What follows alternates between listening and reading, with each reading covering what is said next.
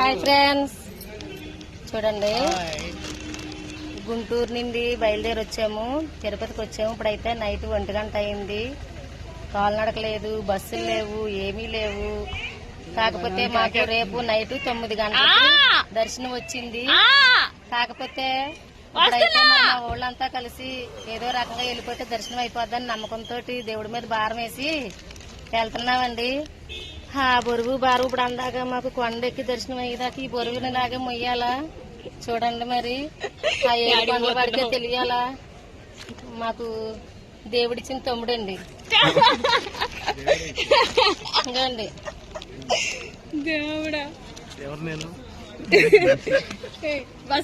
నల్లమల్లవాడు నామాలవాడు పైన ఉంటే ఈ కర్రీ మామని దేవుడిచ్చాడు. ఓకేనా?